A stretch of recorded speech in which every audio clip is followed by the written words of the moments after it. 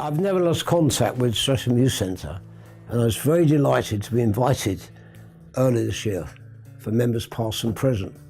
It's brought me so many happy memories. Oh, it's just changed. We used to have a coffee bar. I used to run the jukebox, didn't I? Because I used to get free records from the record companies that I was DJing for, so I got them all.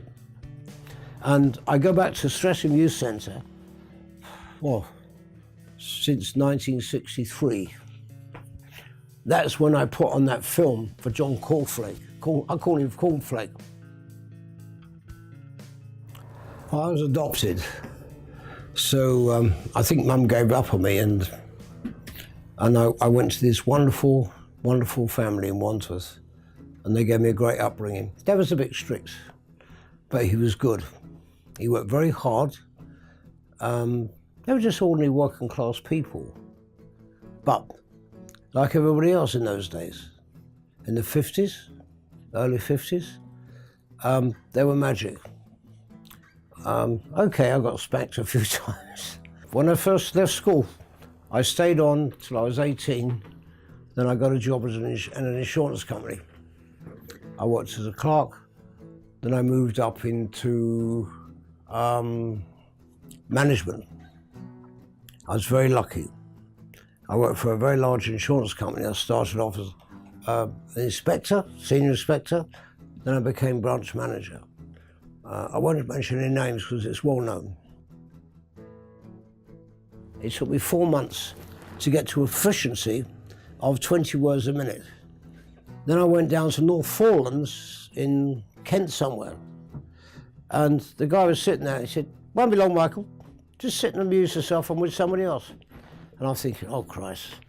When he came back, he said, "That was lovely." I said, "You ready now?" He said, "No, I've listened to you, passed." And I had huge aerials down my garden, which came into in the shed.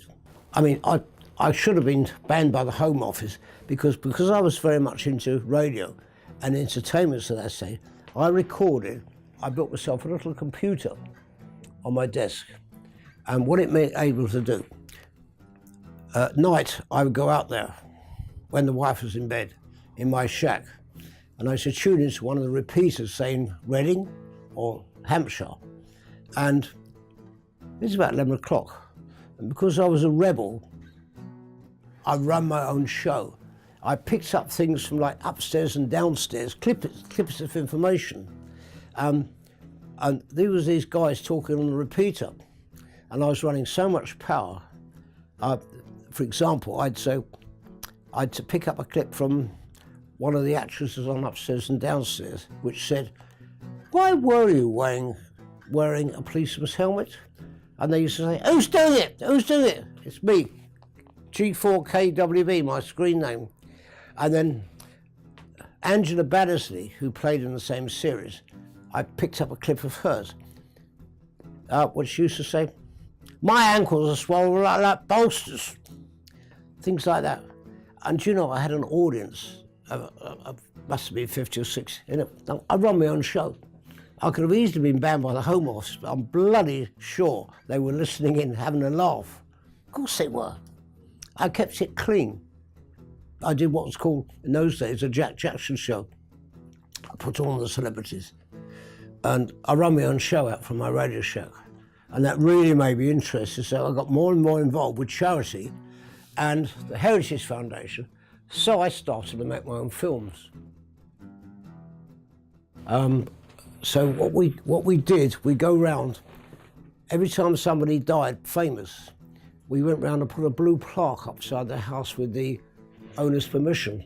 For example, in 1975, Sid James, a doctor, owned the house, and he allowed us permission to put up a blue plaque in Sid James' memory. It was a wonderful event. I met John Inman. I met Angus Lenny from The Great Escape. A friend of mine is still June Whitfield. My album will tell you the truth. I met so many wonderful stars, and over the years, I've enjoyed being part of that charity. So my legacy is to leave some money to some charity, some very dear friends of mine. And hopefully I'll go upstairs rather than down.